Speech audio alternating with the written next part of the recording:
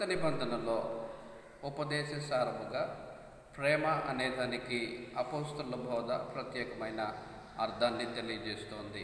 తిమోతికి రాసిన మొదటి పత్రిక 1వ అధ్యాయము 5వ వచనములో పవిత్ర హృదయము నుండి, మంచి మనస్సాక్షి నుండి, నిష్కపటమైన విశ్వాసము నుండి కలుగు ప్రేమయే అన్నాడు. పవిత్ర హృదయములో నుండి పొర్లేది కాకపోతే దాన్ని ప్రేమ అనరు. దుష్ట హృదయములో నుండి పొర్లేది కపట ప్రేమ. సంఘంలో నేడు ప్రేమ లేకపోవడానికి కారణాలు ఉంటాయి. క్రమశిక్షణ లేని వారిని ప్రోత్సహించటం ప్రేమ కాదు. అక్రమదారుల్ని ప్రోత్సహించటము ప్రేమ కాదు. సత్యానికి భిన్నంగా మనుషులను రెచ్చగొట్టడము ప్రేమ కాదు.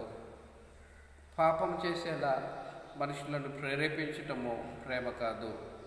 కనుక క్రీస్తు ప్రభు శరీరమైన సంఘములో ఉండేటువంటి మనుషులు ప్రేమ అనేదానికి అర్థం అనుకునేది వేరే, దేవుని గ్రంథం తెలియజేసేటువంటి సత్యం వేరే. కనుక క్రీస్తు ప్రభు శరీరమైన సంఘములో మనుషుల మధ్య పవిత్ర హృదయం నుండి, మంచి మనస్సాక్షి నుండి, నిష్కపటమైన విశ్వాసము నుండి ప్రేమ కలిగితే ఆ మనుషుల మధ్య ప్రేమతో కూడినటువంటి వాతావరణం ఉంటుంది.